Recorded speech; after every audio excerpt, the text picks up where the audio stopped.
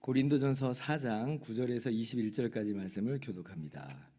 내가 생각하건대 하나님이 사도인 우리를 죽이기로 작정된 자같이 끄트머리에 두셨음에 우리는 세계 곧 천사와 사람에게 구경거리가 되었노라. 우리는 그리스도 때문에 어리석으나 너희는 그리스도 안에서 지혜롭고 우리는 약하나 너희는 강하고 너희는 존귀하나 우리는 비천하여 바로 이 시각까지 우리가 줄이고 목마르며 헐벗고 매맞으며 정처가 없고 또 수고하여 친히 손으로 일을 하며 모욕을 당한즉 축복하고 박해를 받은즉 참고 비방을 받은즉 권면하니 우리가 지금까지 세상의 더러운 것과 만물의 찌꺼기같이 되었도다. 내가 너희를 부끄럽게 하려고 이것을 쓰는 것이 아니라 오직 너희를 내 사랑하는 자녀같이 권하려 하는 것이라. 그리스도 안에서 일만 스승이 있으되 아버지는 많지 아니하니 그리스도 예수 안에서 내가 복음으로써 너희를 낳았음이라. 그러므로 내가 너희에게 권하노니 너희는 나를 본받는 자가 되라. 이로 말미암아 내가 주 안에서 내 사랑하고 신실한 아들 디모데를 너희에게 보내었으니 그가 너희로 하여금 그리스도 예수 안에서 나의 행사 곧 내가 각처 각 교회에서 가르치는 것을 생각나게 하리라.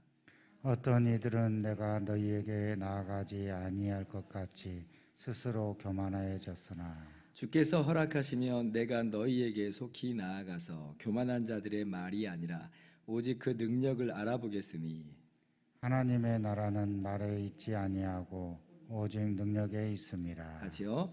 너희가 무엇을 원하느냐 내가 매를 가지고 너희에게 나아가랴. 사랑과 온유한 마음으로 나아가랴. 아멘. 할렐루야. 하나님의 크신 은혜와 평강이 오늘도 변함없이 여러분 가운데 가득 넘치기를 주님의 이름으로 축원합니다. 오늘 본문 말씀 속에서 우리는 사도 바울이 그 사역자로서의 그 삶이 어떠했는지를 엿볼 수가 있는데요. 9절 말씀 보면 죽기로 작정된 자 같이 끄트머리에 두셨다라고 하는 표현이 나와요. 이게 지금 어떠한 상황을 비유적인 표현으로 지금 이야기하는 거냐면 로마의 개선식 행렬을 이 머릿속에 그리면서 하는 말씀입니다. 당시 로마 제국의 문화를 보면 큰 전쟁에서 승리한 장군이 개선식을 하고 들어오잖아요. 그러면 제일 앞에 악대가 이제 서고 그 다음에 전리품들이 승리를 했으니까 전리품들이 그 다음에 전시가 되면서 뒤따라 들어오고 그리고 제일 끄트머리에 누가 들어오냐면 이 패배한 나라의 왕이든지 아니면 패배한 나라의 장수든지 이제 포로가 되는 그 사람들이 때때로는 벌거벗겨진 채로 사슬에 묶여서 뒤따라 들어옵니다. 그리고 이제 개선 행렬이 다 끝나면 그 포로들은 처형이 되는 거예요. 지금 오늘 이 구절에 죽이기로 작정된 자같이 끄트머리에 두셨다라고 하는 이 말씀이 바로 그 그림을 배경으로 하고 있는 것이에요. 바울이나 다른 복음 전도자들의 삶의 모습이 바로 이제 그러하다는 거죠. 패배했다는 게 아니라 그만큼 비참함, 그런 정말 구경거리와도 같은 그러한 삶의 모습으로 살아가고 있다는 것이에요. 이것을 구체적으로 설명한 구절이 11절부터 쭉 나와 있어요. 자, 이 목록을 보면 입이 딱 벌어지죠. 줄이고 목마르고 헐벗고 매맞고 정처가 없어요. 정처가 없어요. 이 세상의 부귀영화하고는 완전히 거리가 먼 모습이에요. 그죠? 또 수고를 하는데 물론 어떤 경우에는 이 복음 사역자들로서의 마땅한 권리로서 공개를 받기도 하지만 그러나 바울의 경우에는 주로 이제 교회를 개척하는 사역을 했잖아요. 그러니까 공개를 받을 수 있는 그런 수준의 교회가 아직 되지를 못해요. 그러니까 복음 전파의 걸림돌이 되지 않으려고 오히려 자비량 사역을 합니다. 그러니까 복음 전파에 전력을 해도 참 만만치 않은 그런 사역의 분량인데 일하면서 그래야 되니까 이 두 가지를 같이 해야 되니까 얼마나 지치고 얼마나 피곤하겠어요. 육신적으로 일을 열심히 하고 또 복음도 열심히 전하고 이 두 가지를 같이 다 해내야 되니까 굉장히 수고로운 삶이었다는 거죠. 그뿐 아니에요. 자, 모욕을 받고 박해를 받고 비방을 받아요. 근데 이런 것들을 받을 때에 복수하지 않고 도리어 선으로 갚습니다. 이 악을, 이 자신에게 받아오는 이 악을 선으로 갚아요. 모욕을 받을 때 축복하고, 박해를 받으면 참고, 비방을 받을 때는 선한 말로 권면을 하고. 그러니까 이게 사람의 본성을 거스르는 모습이에요. 우리가 누가 우리한테 악한 말을 하면 우리는 보복하잖아요. 복수하기 마련이에요. 이게 인간의 본성이에요. 근데 그런 인간의 본성을 거스르는 그러한 모습으로 바울이 살았다는 겁니다. 와, 왜 이렇게까지 했을까요? 왜 바울이 이렇게까지 살아갑니까? 왜 그래요? 하나님께서 주신 그 복음 전파의 사명, 그 사명 감당하고자 그러는 거예요. 하나님께서 황공하게 하나님의 동역자로 대우해 주시니 그 사명, 그 일 감당하고자, 오늘 10절 말씀 보면 그리스도 때문에 기꺼이 그 일을 담당한다. 그래서 그러한 목표, 그러한 목적이 중요한 거지, 내 삶이 부요하고 윤택한 것은 그렇게 크게 문제가 되는 것이 아니다라는 것이죠. 맡은 자에게 구할 것은 충성이니라. 어저께 우리가 이 말씀을 함께 나눴죠. 그래서 오늘 말씀 보면서 제가 움찔합니다. 움찔하는 거예요. 막 찔려요. 정신이 번뜩 드는 거죠. 어이쿠, 나는 과연 이런 충성스러운 청지기인가? 혹시 하나님의 동역자라고 하나님의 일하는 사람이라고 그렇게 으스대기만 하는 그렇게 그런 모습으로만 살아가는 모습은 아닌가? 정신이 좀 번뜩 듭니다. 아니나 다를까 사도 바울이 뭐라고 이야기해요? 16절, 그러므로 내가 너희에게 권하노니 너희는 나를 본받는 자가 되라. 이게 바울 사도만 그런 삶을 살아가는 것이 아니고 이것을 우리들에게도 요구하고 있어요. 마치 바울 사도가 그렇게 살아가는 것처럼 너희도 나를 본받는 자가 되라. 함께 충성된 일꾼이 되자는 거죠.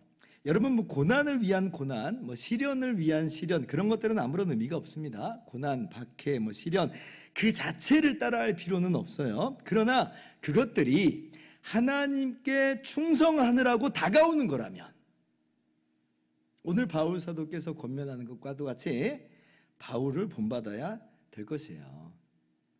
서로 누가 잘났느냐 시기하고 자랑하고 비교하고 질투하고, 그래서 파당짓고 분열짓는 것이 우리가 해야 될 일이 아니고 오직 맡겨주신 사명 충성스럽게 감당하는 것이 바로 우리가 할 일이라 하는 거죠. 그리고 영광은, 자라나게 하시는 이는 오직 하나님이니 영광은 하나님께만 돌리고, 그리고 때때로 다가오는 시련과 고난 기꺼이 받아들이는 그러한 모습, 이것이 바로 우리들의 할 일입니다. 바울 사도가 혼자만 그렇게 어려움을 겪어서 억울해서 하는 말도 아니고 우리 모두 믿는 자에게 마땅히 요구되는 모습이다라고 하는 것이죠.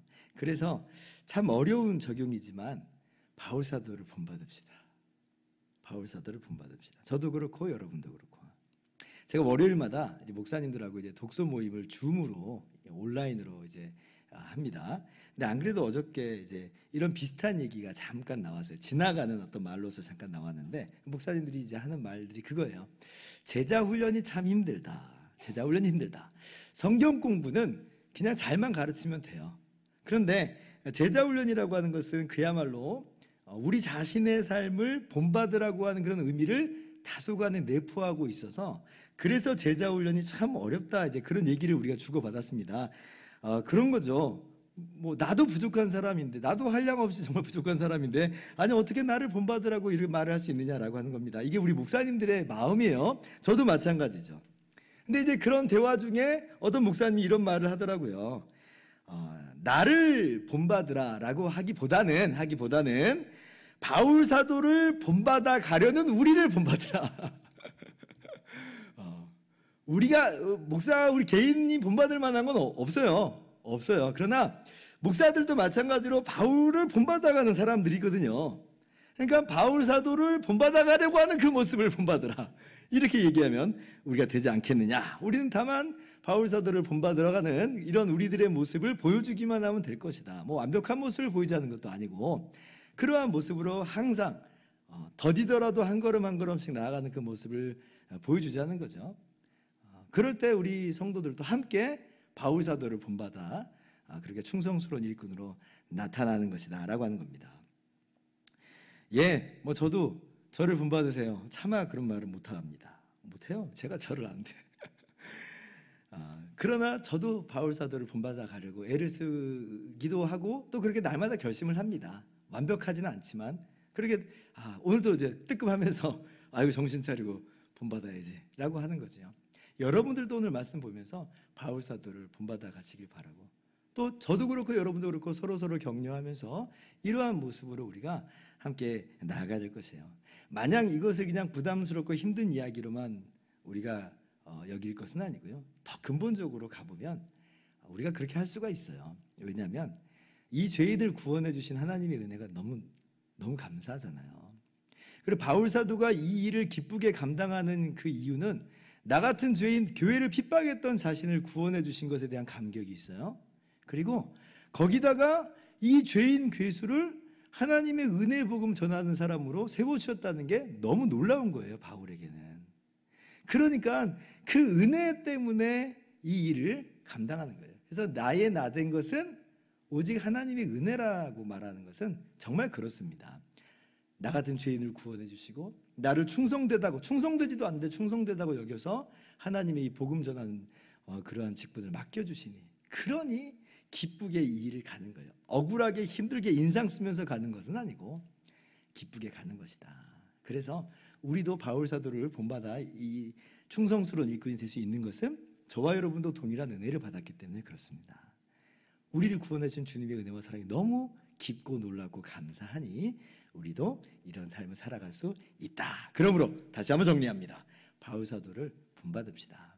시련과 박해와 어려움이 있어도 누가 우리를 모욕하고 비난하고 조롱할지라도 때때로 주님 복음 담당하는 것 때문에 우리의 삶이 세상 사람처럼 많이 윤택하고 부유하지 못할지라도 그래도 기쁨으로 우리 이 길을 걸어가는 저와 여러분들 되기를 주님의 이름으로 축원합니다. 기도하겠습니다.